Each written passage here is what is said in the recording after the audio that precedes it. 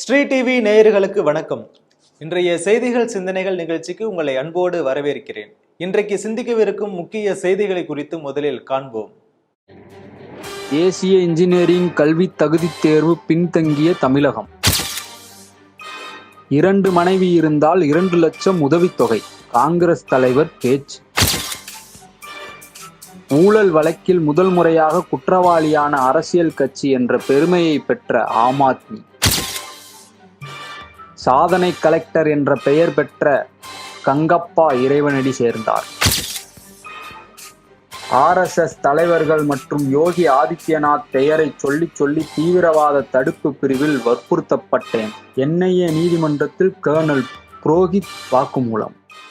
இன்றைய செய்திகள் குறித்து சிந்திப்பதற்கு நம் அரங்கத்திற்கு மூத்த அரசியல் விமர்சகரும் எழுத்தாளருமான திரு ராஜேஷ் அவர்கள் இணைந்திருக்கிறார். ஸ்ரீ டிவியின் நேயர்கள் சார்பாக அவரை வரவேற்கிறேன். வணக்கம் திரு ராஜேஷ் சார். வணக்கம் கவிஞர் காமராஜ். வணக்கம் சார். சரி, இன்றைய முதல் செய்தியாக அண்ணா பல்கலைக்கழகம் இன்ஜினியரிங் காலேஜ், அந்த காலேஜுக்குள்ள கிட்டத்தட்ட 400க்கும் மேற்பட்ட கல்லூரிகள் இயங்குகின்றன. அதுல 310 கல்லூரிகள் தன்னாட்சியோட அட்டானமஸா இல்லாம இயங்க முடியாம அண்ணா பல்கலைக்கழகத்தோட அவங்க என்னென்ன செமஸ்டர், அவங்க என்னென்ன சிலபஸ் கொடுக்குறாங்களோ அந்த செமஸ்டர்களை தான் அவங்களும் எழுதுறாங்க. இதுல ஒரு குறிப்பிட்ட ஒரு 56 கல்லூரிகள் பார்த்தீங்கன்னா இந்த இன்ஜினியரிங் இப்போ நடந்த தேர்வுல வெறும் 20% அவ்வளோதான் அது தேர்ச்சி விகிதமே இருக்கு. அதுலேயும் 2 கல்லூரிகளில் ஒருத்தர் கூட பாஸ் ஆகலை அப்படின்ற ஒரு பிரச்சனை இப்போ வந்திருக்கு. இன்ஜினியரிங்னாவே ஒரு மிகப்பெரிய ஒரு மாஸ் அப்படின்னு ஒரு கிரியேஷன் இருந்த இந்த காலகட்டத்தில் இந்த அளவுக்கு ரொம்ப கீழ்த்தரமாக போயிட்டு இருக்கா இந்த இன்ஜினியரிங் படிப்புகள்? அதை பற்றி உங்களுடைய பார்வை. இப்போ நீங்கள் சொல்லும் பொழுதே இன்ஜினியரிங்னா ஒரு மாஸ் அப்படின்னு சொன்னீங்க. அதாவது சாதாரணமாக பொது வழியில் பேசும் பொழுது என்ன சொல்லுவாங்க, இந்து மதத்தில் தான் வர்ணாசிரமம் இருக்குது, ஜாதி இருக்குது, மேலூர் கீழூர்லாம் இருக்குது, கீழே இருக்கிறவங்கள ஒரு மாதிரியாக ட்ரீட் பண்ணுறாங்க அப்படின்னு. நீங்கள் இந்த படிப்பு விஷயத்துலேயே பார்த்தீங்கன்னா கூட அப்படி தான் இருக்குது. நான் கல்லூரிகள்லாம் நீங்கள் ஆர்ட்ஸ் காலேஜெல்லாம் பார்த்தீங்கன்னா தெரியும், BSc maths, BSc chemistry, physics, இந்த மாணவர்களெல்லாம் ஒரு மாதிரியாக தான் ஆசிரியர்கள் ட்ரீட் பண்ணுவாங்க. பிஏ தமிழ், பிஏ இங்கிலீஷ் ஆன பீட்ரு அப்படிங்கிறது மாதிரி அதை தனியாக பார்ப்பாங்க. அதில் BA history, BA Indian culture, geography, BA அந்த பிஎஸ்சியில் படிக்கிறவன், ஜுவாலஜி படிக்கிறவன், மற்ற பாட்டனி, இவங்களெல்லாம் ஏதோ வேற்றுக்கிரக வாசிகள் மாதிரி பார்க்கக்கூடிய ஒரு இது. இந்த மாசுன்னு நீங்கள் சொல்றதுனால அதோட அந்த பார்வை எல்லா கல்லூரிகள்லேயும் அந்த பார்வை இருக்கிறது. ஆனால் இப்பொழுது இந்த முடிவுகள்லாம் பார்க்கும் பொழுது நீங்கள் சொன்ன மாதிரி அப்படி ஒரு மாசெல்லாம் இல்லை அப்படின்னு. அவனுக்கு ஏதோ வாய்ப்பு இருக்குது, போய் இன்ஜினியரிங் படிச்சுட்டான், அவன் இன்ஜினியரிங் முடிச்சுட்டு வரப்போகிறானா அப்படிங்கிறது தெரியுது. பல மாணவர்களும் பார்க்குறான் 20-25ன்னு அரியர் வச்சுருக்கக்கூடிய விஷயங்கள்லாம் பார்த்தோம். இன்னும் அவங்களுக்கு ஒரு வரப்பிரசாதமாக அமைந்தது தான் இந்த கோவிட் காலம் அப்படிங்கிறது. ஏன்னா நீங்கள் வீட்டிலேருந்தே ஆன்லைனில் அந்த எக்ஸாம் எழுதலாம் அப்படின்னு சொன்ன பல பேர் அரியர் வச்சுருந்தவங்கலாம் கிளியர் பண்ண அந்த விஷயத்தெல்லாம் நம்ம பார்த்தோம். அது ஒரு ஜாக்பாட் அவங்களுக்கு கிடைச்சது. இப்போ நீங்கள் அதில் சொல்லும் பொழுதே சொன்னீங்க, தன்னாட்சி கல்லூரிகள் நீங்களாக, அதாவது 310 கல்லூரிகள் தன்னாட்சி இல்லாமல் இருக்குது. இப்போ பல கல்லூரிகள் தன்னாட்சிக்கு வருவதற்கு காரணமே கூட என்னென்னா, அண்ணா யூனிவர்சிட்டியுடைய இந்த கொஸ்டின் பேட்டர்ன் கொஞ்சம் டஃப்பு அப்படிம்பாங்க. அதே மாதிரி அவங்களுடைய அந்த கரெக்ஷன்ஸு இது பண்ணுறது, அவங்களுடைய தேர்வு தாள் அவங்க தயார் பண்ணுறதாக இருக்கட்டும், திருத்துறதாக இருக்கட்டும், அதில் சில இது பேப்பர் சேசிங் அதெல்லாம் நடக்கும், அதெல்லாம் பைசா கொடுத்து ஒரு சில இடங்களில் நடக்கும், அது ஒரு பக்கம் நடந்தால் கூட இன் ஜென்ரல் அண்ணா யூனிவர்சிட்டியோடைய இந்த கொஸ்டின் கொஞ்சம் டஃப்பு அப்படிவாங்க. ஆனால் இந்த தன்னாட்சி உறுப்பு காலேஜ்லாம் என்னம்னா இவங்களே செட் பண்ணுவாங்க, அவங்கள ஈஸியாக பசங்களை பாஸ் பண்ண வச்சுருக்க, அது ஒரு குரூப், அது ஒரு கோல்மால், அது ஒரு பக்கம் நடந்துக்கிட்டு இருக்குன்னு வச்சுங்க. அதை பற்றி நம்ம பேச வேண்டாம். இப்போ நீங்கள் சொல்கிற மாதிரி 2 காலேஜில் ஒரு பையன் கூட பாஸ் பண்ணல. ஆமாம். அதில் என்ன சொல்கிறாங்கன்னா, ஒரு சர்டைன் காலேஜில் 90% மேலே இருக்கக்கூடியது 2 காலேஜ் தான் இருக்குது. அதற்கு பிறகு 70லேருந்து 90 80% இருக்கக்கூடிய சில கல்லூரிகள், அப்புறம் 40லேருந்து 60 அப்படிங்கிற ஒரு ரேஞ்ச் இருக்குது. அதுக்கப்புறம் தான் நீங்கள் சொல்கிறது மாதிரி 56 கல்லூரிகள் 20% மாணவர்கள் தான் தேர்ச்சி பெற்றிருக்கிறாங்க அப்படிங்கிற ஒரு தகவல் வந்திருக்குது. சாதாரணமாகவே இங்கே தமிழகத்தில் வந்து 2 அரசியல் கட்சிகளுமே தகுதி அப்படிங்கிறத பற்றி கவலைப்படுவதே இல்லை. மாணவர்கள் தகுதி அப்படிங்கிறது, இந்த கல்லூரிகளுக்கு துணைவேந்தராக நியமிக்கக்கூடியவர்களை பற்றியே இவங்க தகுதியை பற்றியே இவங்க கவலைப்படுவதில்லை. அதுக்கே காசு வாங்கிட்டு தான் பல நேரங்களில் அப்பாயின்மெண்ட், அதாவது வைஸ் சான்சலர் அப்பாயின்ட் பண்ணுறது இருக்கிறத பார்க்குறோம். அப்பொழுது தமிழக ஆளுநராக வந்த பன்வாரிலால் புரோஹித் வரும்பொழுது தான் இந்த வைஸ் சான்சலர் அப்பாயின்மெண்ட்டை வந்து வேறு விதமாக அவர் கொஞ்சம் சரி பண்ணணுங்கிற முயற்சி எடுத்தார். அப்படின்னா பிறகு அவர் மீது என்னென்ன குற்றச்சாட்டுகள்லாம் சொன்னார்கள்னு பார்த்தோம். ஆனால் ஏற்கனவே ஒரு ஆஃபீஸராக, ஐபிஎஸ் ஆஃபீஸராக, உளவுத்துறை இது போன்ற இதிலெல்லாம் பணியாற்றுறதுனால அரசியல்வாதிகள் எப்படி செயல்படுவார்கள் என்பதை சூட்சமத்தை தெரிந்த RN ரவி இருக்கிறதுனால அவர் மீது அவர் வந்து சனாதனி, அவர் RSSின் பிரச்சாரகர் அப்படின்னு வேணா அவரை நீங்கள் சொல்லலாமே தவிர வேறு எந்த விதமான குற்றச்சாட்டும் உங்களால் சொல்ல முடியல. இவங்களுடைய பப்பு இங்கே வேக மாட்டேங்குது. அவர் வந்து இந்த துணைவேந்தர்கள் நியமனம், அதில் இந்த ஊழல் இருக்கக்கூடாது அப்படிங்கிறதுல ரொம்ப தெளிவாக இருக்கிறார். அதனால தான் வந்து ஆளுநர் பதவின்னே ஒன்று இருக்கக்கூடாது, விசி அப்பாயின்மெண்ட்டே வந்து முதல்வர் தான் போடணும் அப்படிங்கிற விஷயத்தெல்லாம் தமிழக அரசு கொண்டு வரதை நம்ம பார்த்துட்ருக்கோம். இந்த ஆசிரியர் அப்பாயின்மெண்ட்டில் வெஸ்ட் பெங்கால், அதாவது தமிழகம் எப்படி எதிர்பார்க்குதோ கேட்குதோ, இந்த திராவிட மாடல் அரசு எப்படி கேட்குதோ அதே தான் வெஸ்ட் பெங்கால் அரசும் கேட்குது. நான் தான் வைஸ் சான்சலர் நியமிப்பேன் அப்படின்னு மம்தா பானர்ஜி சொல்கிறாங்க. அவங்க இந்த ஆசிரியர்கள் நியமனத்தில் எவ்வளோ ஊழல் பண்ணியிருக்காங்கன்னு இப்போ தான் கோர்ட்டு சொல்லியிருக்கிறத நம்ம பார்த்தோம்.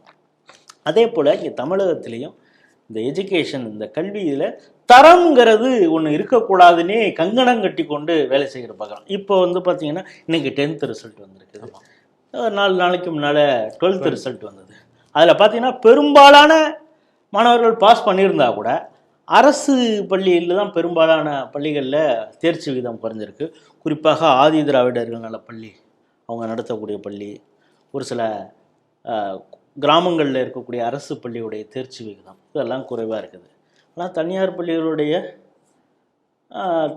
தேர்ச்சி விகிதம் அதிகமாக தான் இருக்குது. ஆனால் அந்த தேர்ச்சி தான் தங்களுடைய தேர்ச்சிங்கிறது மாதிரி இவங்க மாறு தட்டுவாங்க. ஏன்னா நடத்தக்கூடிய பெரும்பாலான பிரைவேட் ஸ்கூல் எல்லாம் அரசியல்வாதிகள் நடத்தக்கூடியது தான். ஆகவே அரசு நடத்தக்கூடிய பள்ளியில் இவங்கள் கவனம் செலுத்தாமல் இவர்கள் நடத்தக்கூடிய பள்ளிகளில், அதனால தான் பார்த்தீங்கன்னா சாதாரண அரசு பள்ளி மாணவன் ஹிந்தி படிக்கக்கூடாதும்பா, ஆனால் அந்த அரசியல்வாதி நடத்தக்கூடிய பள்ளி அதில் வந்து ஹிந்தி தான் பிரதானமாக இருக்கும், ஃப்ரெஞ்சு இருக்கும், சன்ஸ்கிரிட் இருக்கும். அங்கே நீ இங்கிலீஷில் தான் பேசணும், தமிழில் பேசுனா ஃபைன்லாம் போடுவாங்க. இப்படியான ஒரு இது இருக்குது. அதற்கு பிறகு இந்த திறமை கல்வி தரம் அப்படிங்கிறவரப்ப ஐஐடியையும் இவங்க குற்றம் சாட்டுவாங்க. பாருங்கள், இங்கே முற்பட்ட வகுப்பினர் தான் அங்கே பாஸ் பண்ணுறது மாதிரி வச்சுருக்குறாங்க.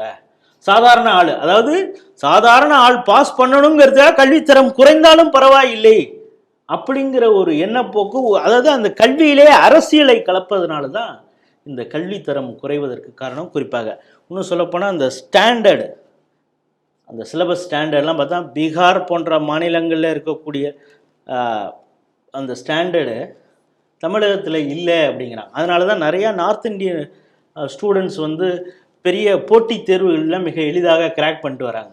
ஒரு காலத்தில் பீகாரை வந்து மிக பின்தங்கிய மாநிலம் என்று சொன்னோம். ஆனால் இப்போ போட்டித் தேர்வில் அவங்க, ஏன்னா ஹிந்திலையும் எழுதலாம், இப்போ தான் ரீஜனல் லாங்குவேஜ்லையும் எழுதலான்னு தான் வந்துருச்சு. ஹிந்திலையும் எழுத போகிறான், இங்கிலீஷ்லையும், உனக்கு ஹிந்தியும் இருக்கிறதுனால அதே நேரத்தில் சிலபஸ் அவனுக்கு வந்து அட்பார் வித் சிபிஎஸ்சியோ இல்லை நேஷ்னலில் இருக்கக்கூடிய கரிக்குலமில் இருக்கக்கூடிய அந்த சிலபஸ் இருக்கிறதுனால அவனால் ஈஸியாக கிராக் பண்ண முடியுது அப்படிங்கிறத பார்க்குறோம். பாருங்கள், இங்கே ஒரு தனியார் கல்லூரி, மிகப்பெரிய கல்லூரி விஐடி, அதில் என்ட்ரன்ஸில் பார்த்தீங்கன்னா நார்த் இந்தியன் ஸ்டூடெண்ட்ஸ் தான் அதிகமாக வந்திருக்காங்க அப்படிங்கிறதெல்லாம் பார்க்குறோம். அந்தளவுக்கு அவங்களுடைய கொஞ்சம் கொஞ்சமாக அவங்களுடைய கல்வித்தரம் அதிகமாகி கொண்டே இருக்கிறது. மாறாக நம்ம ஒரு காலத்திலே கொடிநாட்டிய தமிழக மாணவர்கள் வந்து இப்பொழுது அந்த கல்வித்தரம், அதாவது கல்வித்தரம், இவர்கள் அரசு செய்த குற்றத்தினால இப்போ மாணவர்கள் அதற்கு பலிகடா ஆக்கப்படுகிறார்கள். அதனால தான் சாதாரணமாக மாணவருக்கு டெக்னிக் தெரிஞ்சால் அவன் ஈஸியாக பாஸ் பண்ணிட்டு போயிடுவான். ஆனால் அவனுடைய தன்னம்பிக்கையை குலைக்கும் விதமாக தான் நீட்டு நாங்கள் எடுத்துருவோம், அந்த ரகசியம் எங்களுக்கு தெரியும்னு அவனை சொல்லி சொல்லி அவன் அது இப்போ பார்த்தீங்கன்னா நிறையா மாணவர்கள் நீட் தேர்வுக்கு ப்ரிப்பேர் ஆகி எழுதிட்டு வந்திருக்காங்க. அவங்க ரொம்ப கேஷுவலாக இருக்காங்க.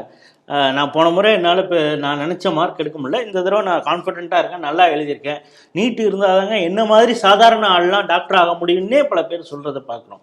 ஆகவே சாதாரண ஆட்கள் எம்பிபிஎஸ் ஜாயின் பண்ணணும்னா நீட் தேர்வு தான் முக்கியம் அப்படிங்கிறத மாணவர்கள் புரிந்து கொண்டு இருக்கிறார்கள். ஆனால் இந்த சாதாரணவன் மருத்துவனாக ஆகிவிடக்கூடாது என்ற எண்ணம் இருக்கக்கூடிய அரசியல்வாதிகள் தான் இந்த நீட்டை வைத்து அரசியல் செய்கிறார். ஆகவே இந்த கல்வித்தரம் குறைவதற்கு காரணமே அரசியல் கட்சிகள் தான், அரசு தான் அப்படிங்கிறது தெளிவாகுது. இப்போ பாருங்கள், இப்போ வந்த ரிசல்ட்டில் தமிழில் 8 பேர் தான் சென்டம் எடுத்துகிறோமா. சாதாரணமாகவே மொழி பாடங்களில் சென்டம் எடுக்கிறது கஷ்டம். ஆனால் இப்போ சமீப காலத்தில் நிறையா இங்கிலீஷ்லேயும் சரி தமிழ்லையும் சென்டம் வாங்குறாங்க. ஆனால் இந்த முறை 8 பேர் தான் வாங்கியிருக்கிறான்.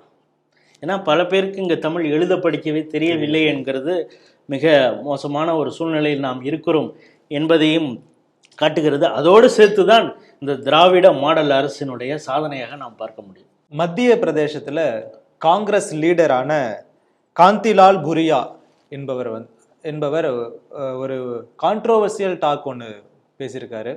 அதாவது இந்த காங்கிரஸின் கீழ் இருக்கக்கூடிய மகாலட்சுமிங்கிற ஒரு ஸ்கீம் மூலமாக ஒரு ஒய்ஃப் இருந்தால் ஆண்டுக்கு 1 லட்சமும் 2 மனைவிகள் இருந்தால் ஆண்டுக்கு 2 லட்சமும் வழங்கப்படும் அப்படின்னு சொல்லி ஒரு கான்ட்ரோவர்சியலான ஒரு டாக் ஒன்று கொடுத்துருக்காரு. அவர் எந்த எண்ணத்தில் சார் அப்படி பேசியிருப்பார்? இதை கொஞ்சம் காமெடியாகவும் கொஞ்சம் சீரியஸாகவே நம்ம பேசுவோம். ஓகே. இந்த விஷயத்தை கேள்விப்பட்ட உடனே எனக்கு இந்த பழைய ஒரு அட்வர்டைஸ்மெண்ட் ஒன்று வரும். கண்ணா லட்டு திங்க ஆசையா, இன்னொரு லட்டு திங்க ஆசையா அப்படின்னு சொல்லுவாங்க இல்லையா, அதே மாதிரி அந்த லட்டுவை தான் காங்கிரஸ் சொல்லுதா அப்படின்னு நமக்கு தெரியல. அதாவது பெண்களை எவ்வளவு கீழ்த்தரமாக கேலி பொருளாக இவர்கள் பார்க்கிறார்கள் அப்படிங்கிறது தெரியுது. நம்பர் 1. இப்போது அவர் என்ன சொல்கிறாருன்னா, பெண்களுக்கு சாதாரணமாக நாங்கள் அடித்து விடுறது தான், இவங்க செய்ய போகிறாங்களான்னு தெரியல, வருடத்திற்கு 1 லட்சம் கொடுப்போம் அப்படின்னாங்க. அவர் கிண்டலாக அடுத்தது என்ன சொல்கிறாருன்னா, நீ யோசிச்சு பாரு, உன் குடும்பத்துக்கு 1 லட்சம் கிடைக்கும், உனக்கே 2 பொண்டாட்டி இருந்ததுன்னா 2 லட்சம் கிடைக்கும் அப்படின்னு சொல்கிறார். இப்போ இதில் நம்ம 2 விஷயத்தை புரிஞ்சு கொள்ள வேண்டும். ஒன்று, இந்த பலதார மனங்களை காங்கிரஸ் ஏற்கிறதா அப்படிங்கிறது பார்க்கணும். அதாவது இந்தியாவுடைய கலாச்சாரமே ஒருவனுக்கு ஒருத்தி அப்படிங்கிறது. அதனால தான் தமிழகத்தில் இருக்கக்கூடிய பல அரசியல் தலைவர்களுக்கு ராமரை பிடிக்காமல் போனதுக்கு காரணமே தான். ராமரை ஏகபத்தினி விரதன் அப்படிம்பாங்க. அதனால தான் அந்த ராமரை அவர் இன்ஜினியரிங் படித்தாரா, எந்த ஸ்கூலில் எந்த காலேஜில் படித்தாருலாம் இங்கே கேள்வி கேட்டாங்க. ஏன்னா அவர் ஏகபத்தினி விரதன், ஒரே ஒய்ஃபு தான் அப்படிங்கிறப்ப அவங்களுக்கு அது ஒரு நெருடலாக, அதாவது சாமி மீதே உங்களுக்கு ஒரு நெருடல் அந்த அளவுக்கு இருந்தது. அதே மாதிரி இந்த காங்கிரஸ் தலைவருக்கும் ஆயிடுச்சா அப்படிங்கிறது தெரியல. சாதாரணமாக கூட்டணி கட்சிகள் இருக்கும் பொழுது ஏதோ ஒரு காமன் மினிமம் ப்ரோக்ராம்னு ஒன்று இருக்கணும் அப்படின்னு சொல்லுவாங்க. ஆனால் இந்த இந்தி கூட்டணியில் காமனாக ஒரு ப்ரோக்ராம் அவங்க மனசில் இருக்குது. என்னென்னா, பெண்களை நம்ம கிண்டல் பண்ணோம் அப்படின்னு. இப்போ நீங்கள் சொல்கிறீங்க, காந்திலால் பூரியா என்ன சொல்கிறாரு, 2 லட்சம் கிடைக்கும் 2 பொண்டாட்டி இருந்தா அப்படிங்கிறாரு. இங்கே இருக்கிற அண்ணன் துரைமுருகன் என்ன சொல்கிறாரு, உனக்கு 1000 ரூபா, உன் ஆத்தாளுக்கு 1000 ரூபா அப்படிங்கிறாரு. அதை நீங்கள் எப்படி புரிஞ்சிக்க போகிறீங்கிறது வேற. அதுக்கப்புறம் பெண்களை நீ ஓசியில் தானே போனேன் அப்படிங்கிறாரு பொன்முடி. இது போல் இவர்கள் பெண்களை கிண்டலாக பேசுவதும், இவங்களுடைய கூட்டணி கட்சி வடநாட்டில் ஆதிக்கம் செலுத்தக்கூடிய காங்கிரஸும் அதே லாங்குவேஜில் பேசுகிறதும், இதுதான் காமனாக அவங்களுக்கு ப்ரோக்ராமாக ஆகியிருக்குது இந்த அரசியல் தலைவர்களுக்கு. இப்போ இதில் இன்னொரு விஷயம் பார்க்கணும்னு நான் சொன்னது என்னென்னா, இந்து மதத்தில் அஃபிஷியலாக நீங்கள் ஒரு உங்களுக்கு இந்து மத இந்த திருமண சட்டத்தின்படி ஒருத்தவங்களை நீங்கள் கல்யாணம் பண்ணிக்கிறீங்க, ரெஜிஸ்டர் பண்ணிக்கிறீங்க. அடுத்த திருமணம் நீங்கள் செய்யணும்னா, ஒன்று நீங்கள் சட்டப்படி விவாகரத்து வாங்கிட்டு 2வது திருமணம் செய்து கொள்ளலாம். அப்படி இல்லாத பட்சத்தில் அவங்களுடைய ஒப்புதல், என்ஓசிம்பாங்கள்ல, நோ அப்ஜெக்ஷன். பல அரசியல் தலைவர்கள் நாம் பார்த்துருக்குறோம். இங்கே நோ அப்ஜெக்ஷன் இல்லாததா இல்லை நோ அப்ஜெக்ஷனை இவங்க ஃபோர்ஸ் பண்ணி வாங்கினாங்களா அப்படின்லாம் தெரியாது. இணைவி துணைவி மனைவின்னு இப்படி நிறையா இவங்களுக்கு இங்கே இருக்குது.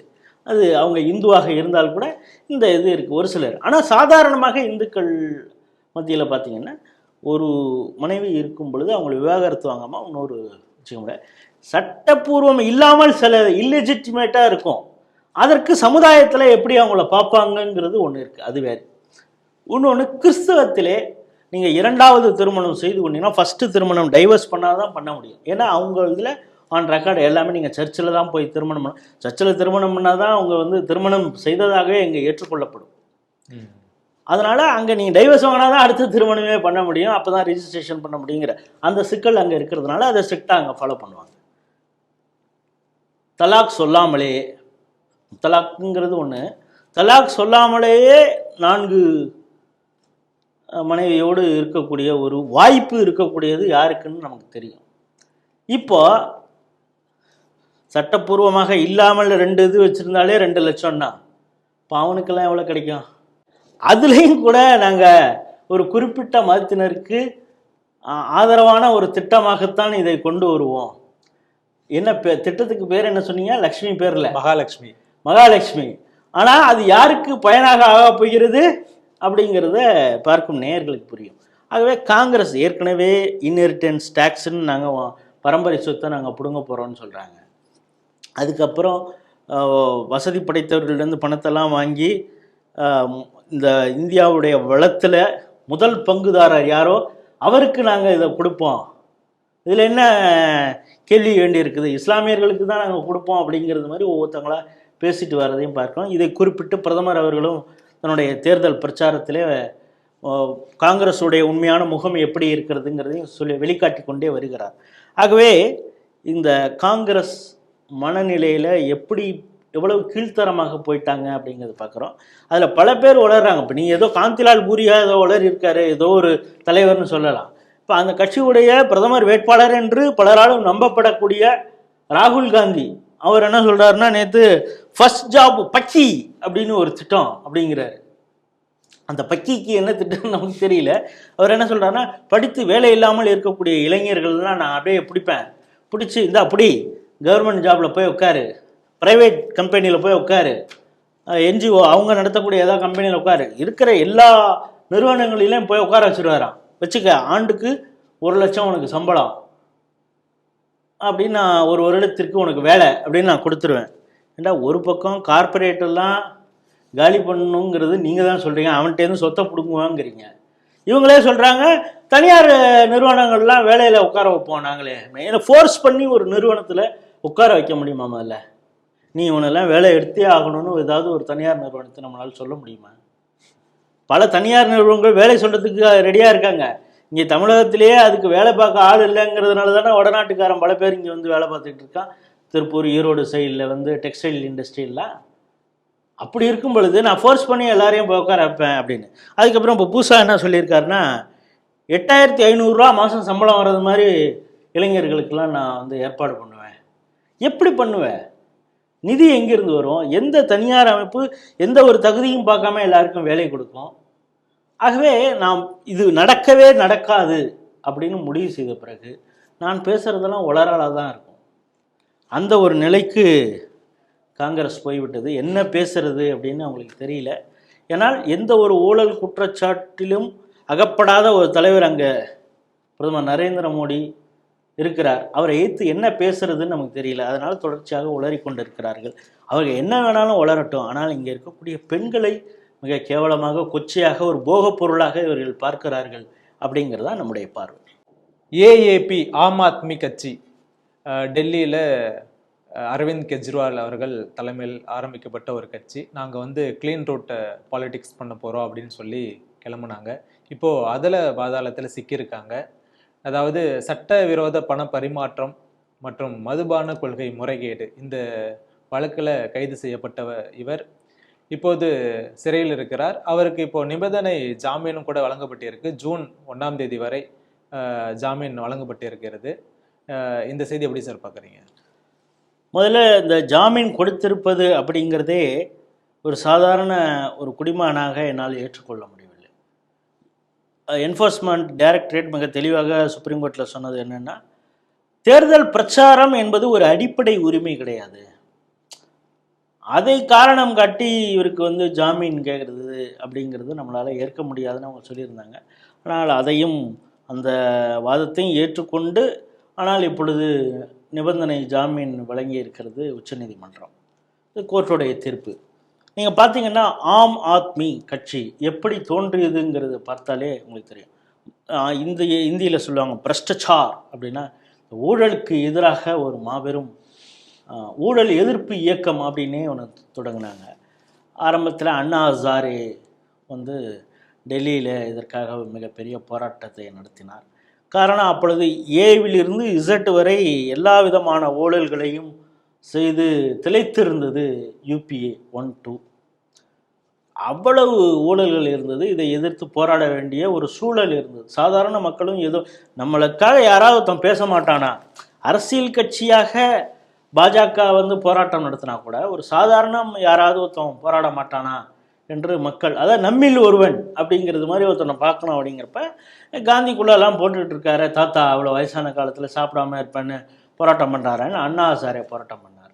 பிறகு அந்த அண்ணா ஹசாரே போராட்டத்திற்கு பல தன்னார்வ அமைப்புகள், குறிப்பாக ஆர்எஸ்எஸ் முதற்கொண்டு எல்லாமே அந்த நேரத்தில் ஆதரவு தெரிஞ்சது. அதனால் அது மிகப்பெரிய ஒரு விரிவடைந்ததுன்னு சொல்லலாம். இந்தியா முழுக்க அது வந்து ஒரு அனலாக பற்றி எரிந்தது.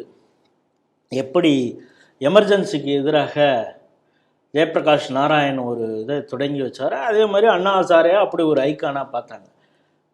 பிறகு அண்ணா ஹசாரேக்கு ஒரு தயக்கம் வந்தது. இது வந்து ஆர்எஸ்எஸ் பின்புலத்தில் இருக்குன்னு எல்லா மீடியாக்களும், குறிப்பாக காங்கிரஸ் ஆதரவு மீடியாக்கள்லாம் சொல்ல ஆரம்பித்தோம். இன்னொன்று அந்த மீடியாக்கள் இருக்கிறதெல்லாம் கம்யூனிஸ்டுக்காரன் வந்து ஏதோ ஒரு வகையில் இந்த அண்ணா ஹசாரேவுடைய போராட்டத்தினால் அது பாஜகவிற்கு லாபமாக ஆகிடும் அப்படின்னு நினைக்கிறவன் வந்து அவரைக்கு பின்னால் இயங்கக்கூடியது அதை பற்றியெல்லாம் விமர்சனம் பண்ண உடனே அவருக்கே வந்து இதுலேருந்து நான் டிஸ்டன்ஸ் ஆகிறேன் அப்படிங்கிறப்ப கரெக்டாக அந்த நேரத்தில் அரவிந்த் கெஜ்ரிவால் அவரோட சேர்ந்து இவர் ஏற்கனவே பல மீடியாக்களில் வந்து ஆர்டிஏ ஆக்டிவிஸ்டாக பல விவாதங்கள்லாம் பங்கெடுத்தவர். ஏற்கனவே பியூரோக்ரஸியில் இருந்து இவர் ஊழலுக்கு எதிராக இவர் எங்கே பார்த்தாலும் போராடுறாங்க. அவருக்கு தலைமை அமைத்து கொடுத்ததும் ஒரு கட்டத்தில் ஆர்எஸ்எஸ் உடைய இன்னொரு கிளை அமைப்பான அமைப்பு அவங்க பல இடங்களில் பேசுகிறதுக்கெல்லாம் ஆரம்பத்தில் அமைத்து கொடுத்தாங்க. ஆனால் அவர் அடுத்தடுத்த தளத்திற்கு வரும் பொழுது இவர் ஏதோ உத்தமர் போலவும் அவர் தான் இந்த ஊழலுக்கு எதிராக ஒரு ஐகான், தன்னை பற்றின ஒரு பிம்பத்தை இவர் கட்டமைத்து கொண்டார். அவர் அண்ணா ஹசாரேயோட சேர்ந்து பிறகு ஒரு கட்டத்துக்கு அப்புறம் அந்த போராட்டத்தையே அவர் கைக்கு அதை கொண்டு வந்துட்டார். அவர் என்ன சொல்கிறாரோ அதை அண்ணா ஹசாரே கேட்கக்கூடிய ஒரு சூழல் வந்த பிறகு வேறு வழி இல்லாமல் அண்ணா ஹசாரே வந்து அந்த இடத்துலேருந்து டம்மி ஆகிட்டார் அப்படிங்கிறத பார்க்குறோம். பிறகு இவங்க பல நிபந்தனைகள் வச்சாங்க. எப்படி இங்கே ஜல்லிக்கட்டு போராட்டத்துக்கு என்னென்னமோலாம் அது சம்பந்தமாக இல்லாமல் அதை ஒட்டி என்னென்னமோலாம் எப்படி இது வச்சாங்களோ, கோரிக்கை வச்சாங்களோ, அதே மாதிரி இங்கே வந்து என்ன பண்ண பதவியில் இருக்கக்கூடிய அரசியல் தலைவர்களுக்கு எதிராகவே வந்து நீதிமன்றத்தில் வழக்கெல்லாம் தொடுக்கலாம், அவங்க அந்த நேரத்தில் அவங்க ரிசைன் பண்ணணும், லோக்பால் மசோதா வந்து கண்டிப்பாக கொண்டு வர வேண்டும், பிரதமர் மீதே வந்து ஊழல் குற்றச்சாட்டு வந்தால் அவர் வந்து அந்த வழக்குக்கு வந்து அதை அவர் மீது நடத்த முடியும், அவர் பதவி விலகுவதற்கான எல்லா வேலையும் நம்மளால் செய்ய முடியும் அப்படிங்கிறதெல்லாம் புரட்சிகரமாகலாம் பேசுனாங்க. இப்போ பார்த்தீங்கன்னா இந்த குற்றச்சாட்டு சொல்கிறப்ப 7 இயரிங் நோட்டீஸ் அனுப்புகிறாங்க இடி. எதுக்குமே இவர் ஆஜராக மாட்டேங்கிறார். கரெக்டாக 8வது இது வரும் பொழுது இவர் ஆஜராகிறார். கரெக்டாக எலெக்ஷன் வரப்போ, ஏன்னா அதை வச்சு உள்ளே போயிட்டு அழகாக வெளியில் வந்துடலான்னு இவர் நினச்சார். ஆனால் அதுக்கப்புறம் உடல்நிலையை காரணம் காட்டி வெளியில் வருவதற்காக இவர் இன்சுலின் டிபெண்ட்னு சொல்லிட்டு இவரை பார்க்க வரக்கூடிய பார்வையாளரிடம் மாம்பழம் வாங்கிட்டு வாங்கன்னு சொல்லி மாம்பழம் சாப்பிட்றது, ஸ்வீட்ஸு சாக்லேட்ஸ் எல்லாம் சாப்பிட்றது.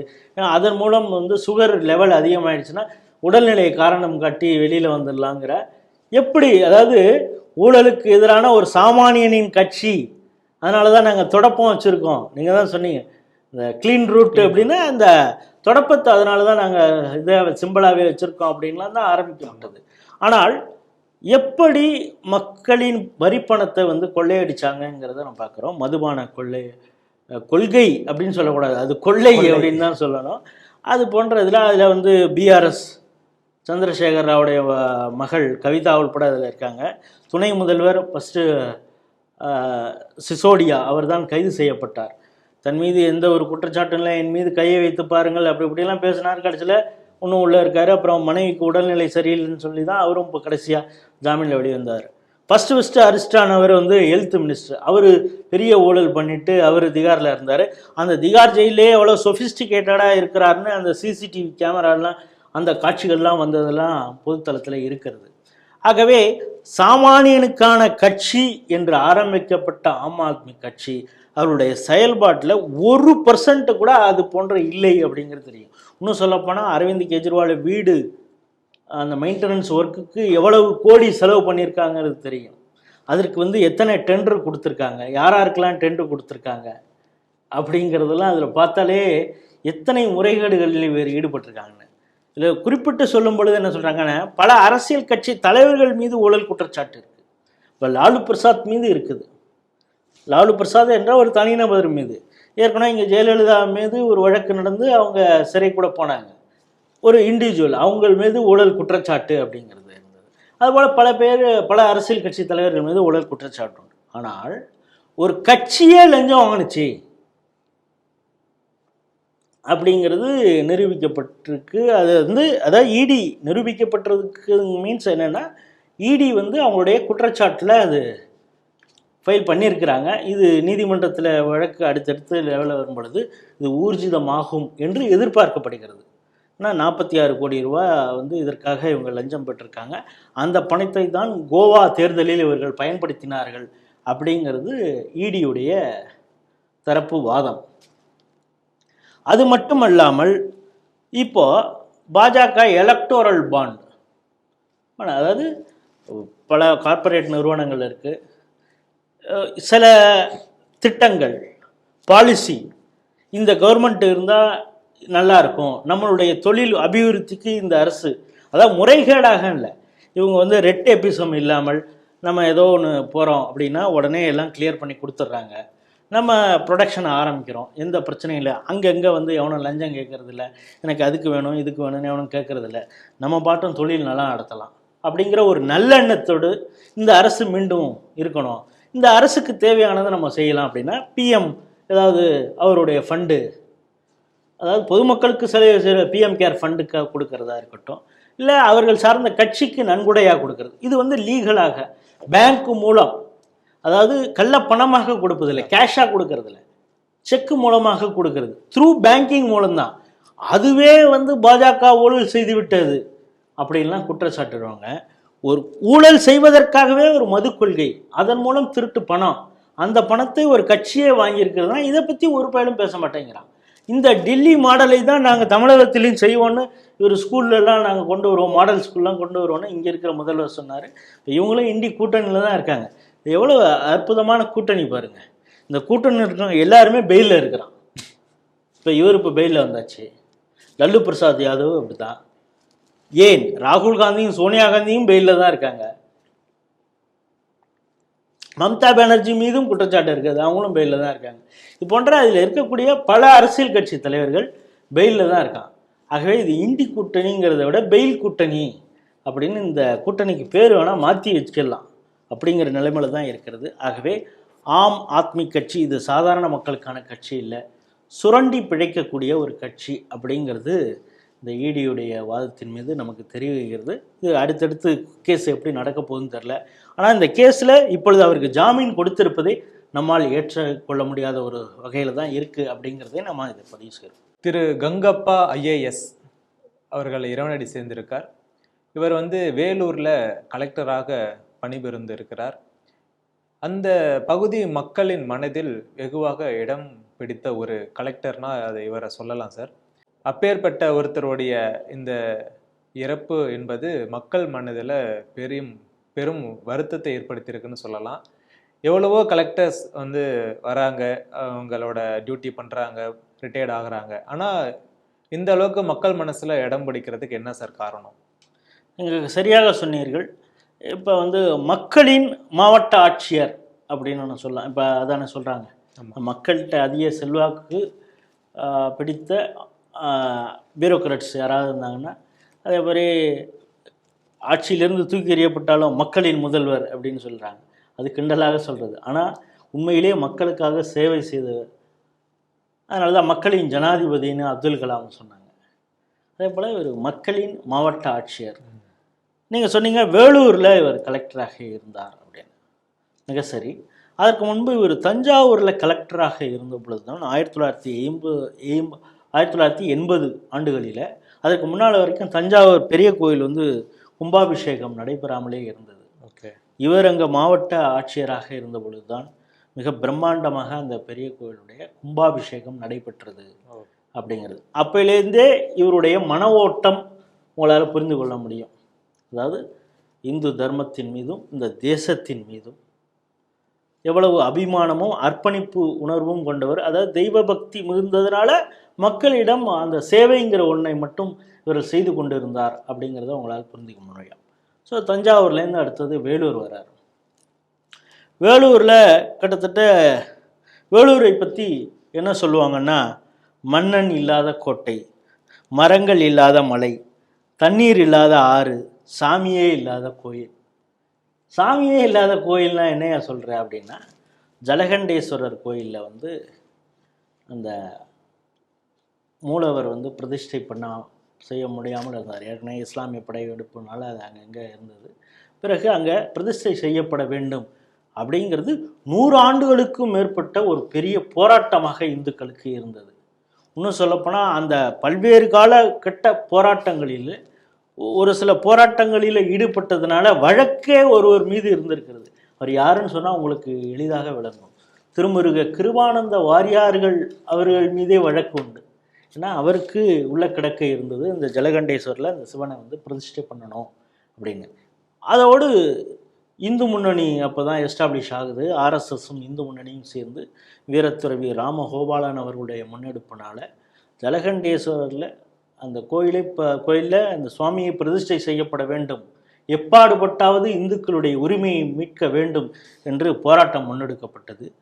ஆர்எஸ்எஸ் உடைய இப்பொழுது மறைந்த வீரபாகு அவர்கள் இது வந்து முன்னின்று தலைமையேற்று மிக சிறப்பாக இது மக்களை திரட்டி, மக்கள் ஒவ்வொருத்தருடைய மனசுலையும் அந்த சுவாமியை பிரதிஷ்டை பண்ணக்கூடிய அந்த வேட்கையை ஏற்படுத்தணும். முதல்ல அவங்களும் அதில் ஈடுபட வேண்டும் அப்படிங்கிற ஒரு எண்ணத்தை மிகப்பெரிய அளவிலே பிரச்சாரம் செய்தது இந்து முன்னணியும் ஆர்எஸ்எஸும். அதன் வாய்ப்பாக பெரிய அடுத்தடுத்த போராட்டங்கள்லாம் செய்து இது பிரதிஷ்டை செய்யப்பட்டது. அதற்கு மிக பேருதவியாக இருந்தவர் கங்கப்பா. இப்போ நீங்கள் சொன்னீங்க எத்தனையோ பேர் வராங்க போகிறாங்க, சில பேர் போகிறது தெரியாது. ஆனால் கங்கப்பா போன்ற ஆட்சியாளர்கள் ஏன் தனித்துவமாக தெரிகிறார்கள் அப்படின்னா, மக்களுடைய உண்மையான பிரச்சனை என்ன, அவங்களுக்கு இருக்கக்கூடிய அந்த எண்ணம் என்ன இருந்தது, அவங்க ஏன் இப்படி போராடுறாங்க, அந்த போராட்டத்தில் நியாயம் இருக்கிறதா, அந்த போராட்டத்தை யார் வந்து தடுக்க முனைகிறார்கள், அவர்களுடைய பின்புலம் என்ன, எதனால் அவங்க தடுக்க நினைக்கிறாங்க, இவங்க ஏன் அந்த சுவாமியை பிரதிஷ்டை பண்ணணும்னு நினைக்கிறாங்க, இதனுடைய வரலாற்று பின்னணி எல்லாம் புரிந்து கொண்ட ஒரு மாவட்ட ஆட்சியராக இருக்கிறதுனால இந்துக்களுடைய கோரிக்கை நியாயமானது அப்படின்னு அவர் முடிவு செய்து நாம் எடுத்த போராட்டத்திற்கு அவர் ஆதரவாக இருந்தார். என்பதை விட உண்மையின் பக்கம் அவர் நின்றார் அப்படிங்கிறத நம்ம பார்க்கணும். அப்படிப்பட்ட மிக அற்புதமான தெய்வ நம்பிக்கையும் தேசபக்தியும் நிறைந்தவர் கங்கப்பா அவர்கள். அவரை மிக சிறப்பாக அவருடைய டென்யூரில் எல்லாம் முடித்துவிட்டு ரிட்டையர் ஆன பிறகு இப்போ ஒரு தெய்வ பக்தியும் ஒருத்தருக்கு இருக்குது, தேசபக்தியும் இருக்குது. அடுத்தது அவர் என்ன செய்வார் சொல்லுங்களேன் நீங்களே. மக்கள் பணி செய்வார். என்ன மாதிரி மக்கள் பணி? அவருக்கு ஒரு அரசியல் இன்ஸ்டியூஷன் இருக்குது, அர்ஜு இருக்குது, ஏதாவது ஒரு அரசியல் கட்சியில் சேர்ந்து வேலை பார்க்கணும்னு நினைக்கிறார். எங்கே போவார் அவர்? கண்டிப்பாக பாரதிய ஜனதா கட்சி தான். அப்படித்தான் அவர் பெங்களூரில் இந்த பொழுது பாரதிய ஜனதா கட்சியிலே தன்னை இணைத்து கொண்டு மக்கள் பணியாற்ற அவர் முற்பட்டு பல்வேறு பொறுப்பில் இருந்தால் கடைசியாக வந்து கன்வீனர் வாட்டர் மேனேஜ்மெண்ட் அப்படிங்கிற ஒரு பிஜேபியோடைய செல்லு இருக்குது கர்நாடகாவில். தமிழகத்தில் அப்படி ஒரு செல் இருக்கான்னு தெரில. கர்நாடகாவில் அந்த ஒரு பிரிவு இருக்கிறது. அந்த பிரிவிலே கன்வீனராக இருந்திருக்கிறார். இப்போ அவருடைய வேலையோடு சேர்த்து இதை நீங்கள் பொருத்தி பார்க்கணும். அவர் வேலூர் கலெக்டராக இருக்கும் பொழுது பாலாறு நதி பாதுகாக்கப்பட வேண்டும். அவர் அதுக்கு வந்து ஒரு ரோடு மேப் போடுறார், ஒரு திட்டங்கள்லாம் போட்டு இதையெல்லாம் இப்படி இந்த பாலாறை நம்ம செஞ்சோம்னா அடுத்த பல தலைமுறைகளுக்கு தண்ணீர் பிரச்சனையே இந்த வட ஆற்காடு மாவட்டங்களில் இருக்காது, இந்த திட்டத்தை எல்லாம் நாம் செய்ய வேண்டும்னு ஒரு ரிப்போர்ட் ரெடி பண்ணி அரசு கையில் கொடுக்குறார். எப்போதும் போல அரசு இது போன்ற உண்மையான மக்கள் சேவைக்காக இருக்கக்கூடியவர்களுடைய விஷயத்தை வந்து அவங்க செவிமடுக்க மாட்டாங்க இல்லையா? அதே போல் கங்கப்பா அவர்களுடைய ரிப்போர்ட்டையும் அவங்க கண்டுகடலை. இப்போ பாலாறில் மணல் திருட்டு மட்டும்தான் நடந்துக்கிட்டு இருக்குங்கிறது எல்லாருக்கும் தெரியும். இப்பொழுதும் பல இடங்களில் அந்த தண்ணீர் பிரச்சனைக்கு காரணம் கங்கப்பா போன்றவர்களுடைய ஃபோர்சைட்டட்னஸ்.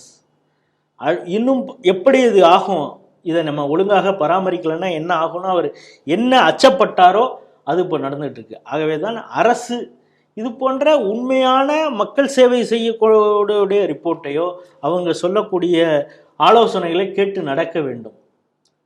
அதோடைய இப்போ கங்கப்பா அவருடைய இந்த திட்டங்கள் வந்து சரியாக நிறைவேற்றப்பட்டு இருந்தார், இப்போ அங்கே இருக்கக்கூடிய மக்களுங்களுக்கு பிரச்சனை இல்லை. ஆகவே அவரை பற்றி நாம் நினைவு கூறும்போது ஒரு விஷயத்தை தான் நம்ம நினைக்கணும். ஒன்று, அவர் நம்முடைய 100 ஆண்டு கால போராட்டத்திற்கு ஒரு வடிகாலாக ஜலகண்டேஸ்வரர் இருந்தது கோயிலில் வந்து சாமி பிரதிஷ்டை செய்யப்படுவதற்கு அவர் ஒரு காரணமாக இருந்திருக்கிறார். பல ஆண்டுகளாக கும்பாபிஷேகம் நடைபெறாமல் இருந்த தஞ்சை பெரிய கோயில் கும்பாபிஷேகம் நடப்பதற்கு காரணமாக இருந்திருக்கிறார்.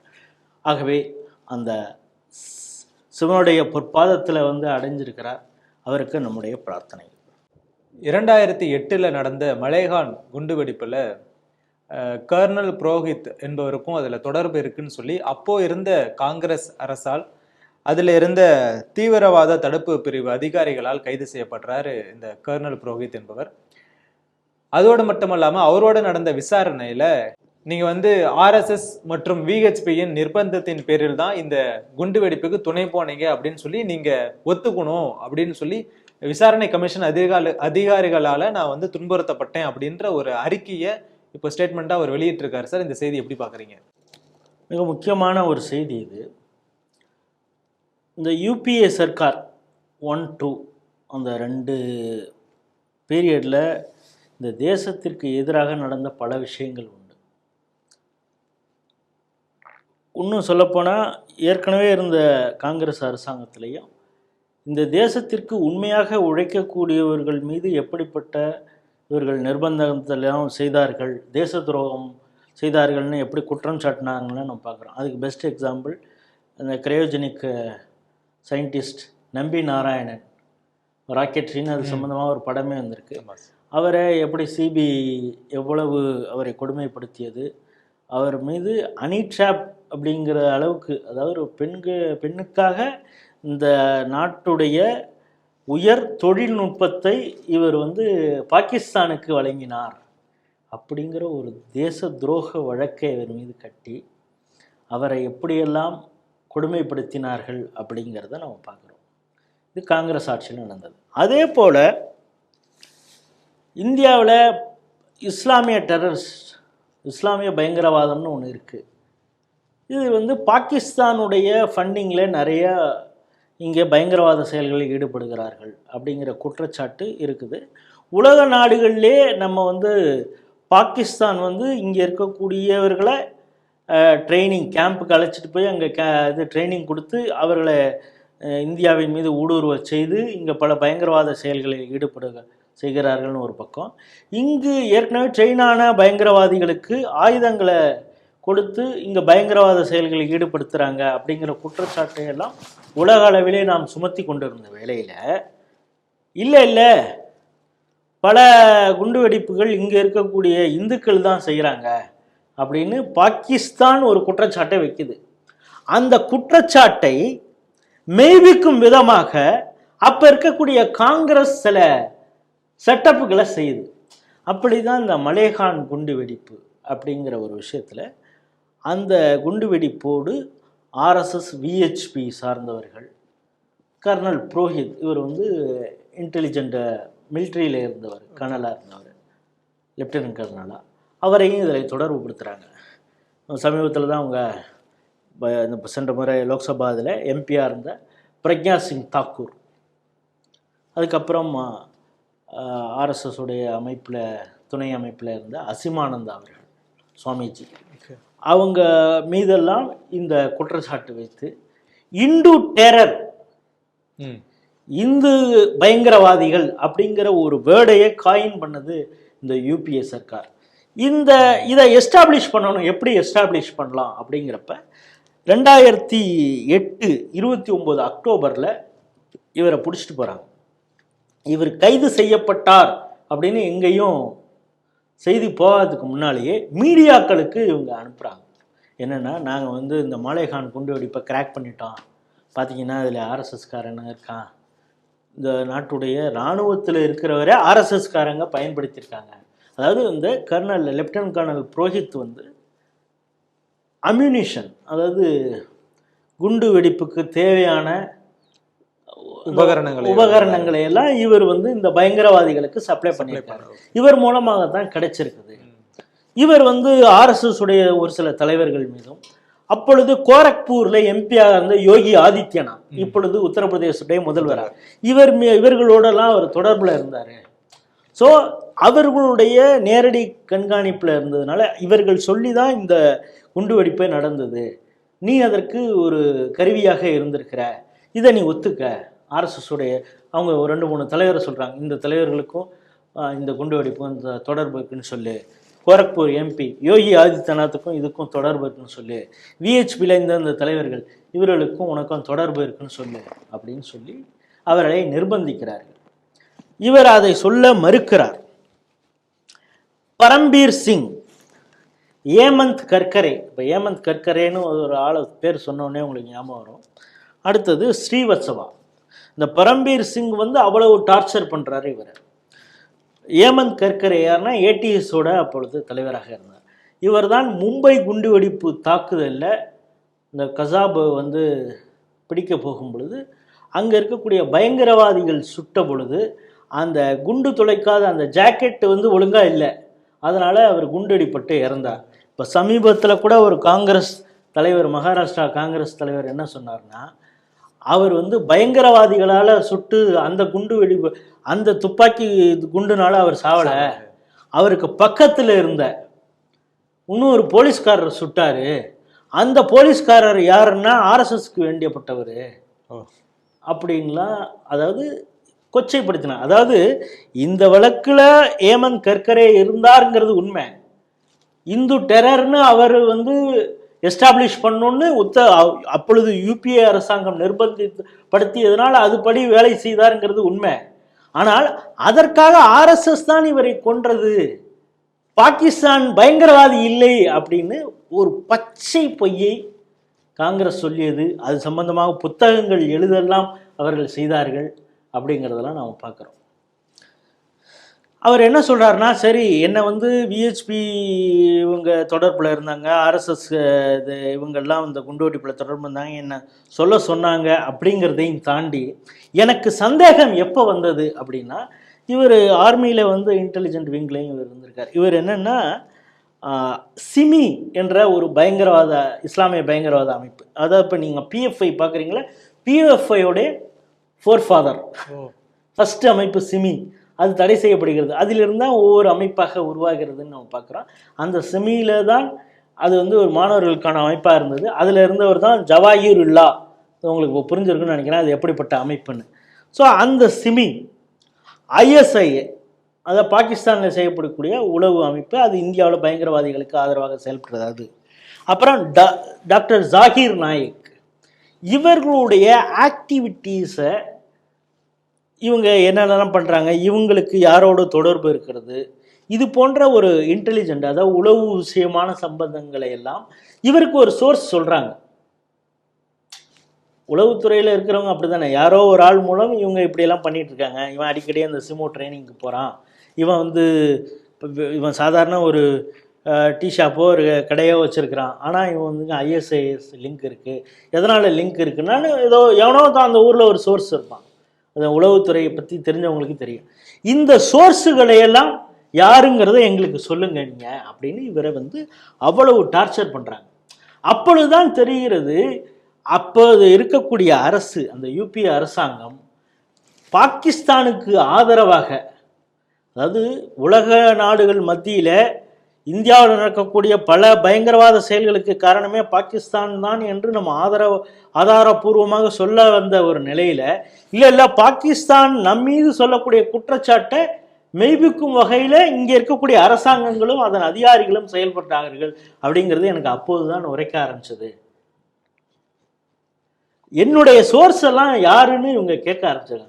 நான் அதை ரிப்போர்ட் பண்ண வேண்டியது என்னுடைய பாஸ், மிலிட்ரியில் யாரோ அவருக்கு தான் நான் சொல்லணும், இவர்களுக்கு சொல்ல வேண்டிய அவசியம் இல்லை. ஆனால் நீ சொல்லியே ஆக வேண்டும், என்னை டார்ச்சர் செய்தார்கள். இதையெல்லாம் அந்த 23 பக்கத்தில் தான் எப்படியெல்லாம் கொடுமைப்படுத்தப்பட்டேன் அப்படிங்கிறத கர்னல் புரோஹித் அவர்கள் சொல்லியிருக்கிறார். எப்படி பார்த்தீங்கன்னா, இப்போ சமீபத்தில் ஒரு கேஸ் வந்திருக்கு. தபோல்கர்னு அவர் ஒரு இந்து மதத்தை கேலியாக பேசக்கூடியவர். அவர் சுட்டு கொன்னாங்க. அந்த சுட்டு கொன்னதுக்கு காரணமே சனாதன் சன்ஸ்தா, கோவாவில் ஒரு அமைப்பு இயங்குது, பார்த்துருக்கோம்.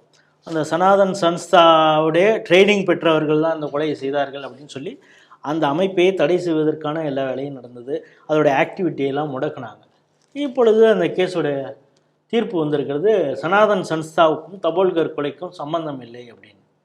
அப்படின்னா ஒரு இந்து அமைப்பை எப்படி ஒரு பயங்கரவாத அமைப்பாக சித்தரிக்கக்கூடிய வேலையை காங்கிரஸ் அரசு செய்தது அப்படிங்கிறத நாம் ஒவ்வொன்றாக பார்த்து கொண்டு வருகிறோம். ஆனால் இந்த அசீமானந்தா அவர்களோ, பிரக்யா சிங் தாக்கூர் அவர்களோ, லெப்டினன்ட் கர்னல் புரோஹித் அவர்களோ மன உறுதி மிக்கவர்களாக இருந்ததுனால யூபிஏ அரசாங்கத்தினுடைய அதிகாரிகள் கொடுத்த டார்ச்சரையெல்லாம் தாங்கி கொண்டார்களே தவிர இந்த தேசத்திற்கு எதிராகவும் இவங்க நிர்பந்தித்ததுனால பல அமைப்புகளின் தலைவர்களை காட்டி கொடுக்கக்கூடிய அந்த வேலையை அவர்கள் செய்யவே இல்லை. ஏன்னா அவர்கள் உண்மையின் பக்கம் நின்றார்கள். அதனால தான் அந்த கேஸ்லேருந்து அவங்க வெளியில் வந்திருக்காங்க அப்படிங்கிறது சேர்த்தே இந்த செய்தியை நாம் பார்க்கலாம். ஆனால் ஏன் சார் இவ்வளோ நாள் கழிச்சு இப்போ அதை வெளியிடுறதுக்கான காரணம் என்ன? இல்லை, அதற்கான சூழ்நிலை இப்போ தான் இருக்குது. இப்போ நீங்கள் பார்க்குறோம், பல விஷயங்கள் 20-30 வருஷத்துக்கு முன்னால் நடந்ததெல்லாம் இப்போ தானே சொல்கிறாங்க இல்லையா? இப்போ கச்சத்தீவை எப்பயோ கொடுத்தாச்சு, இப்போ தானே ஆர்டிஐ மூலம் இவங்க என்ன கூத்து பண்ணியிருக்காங்கன்னு இப்போ தானே வந்திருக்குது. இது போல் ஒரு நேரங்களில் உண்மை வெளிவரதுக்கு காலதாமம் ஆகலாம். ஆனால் ரொம்ப நாள் கெட்டிகாரம் புழுகு ரொம்ப நாள் நிற்காது அப்படின்னு சொல்லுவாங்க. தான் ரொம்ப கெட்டிக்காரன், நம்ம புழுக நம்ம பொய் சொல்கிறத அப்படியே மூடி மறைச்சலான்னு, அது ரொம்ப நாள் தாங்காது அப்படிங்கிறது தான் இந்த செய்தியும் சேர்த்து பார்க்க வேண்டியது. ஓகே சார், இன்றைய செய்திகள் குறித்த சிறப்பான சிந்தனைகளுக்கு மிக்க நன்றி சார். நன்றி. இத்துடன் செய்திகள் சிந்தனைகள் நிகழ்ச்சி முடிவடைகிறது. மீண்டும் அடுத்த நிகழ்ச்சியில் சந்திப்போம். அதுவரை உங்களிடமிருந்து விடைபெறுவது உங்கள் வீர காமராஜ். நன்றி, வணக்கம், ஜெய் ஹிந்த், ஜெய் ஸ்ரீராம்.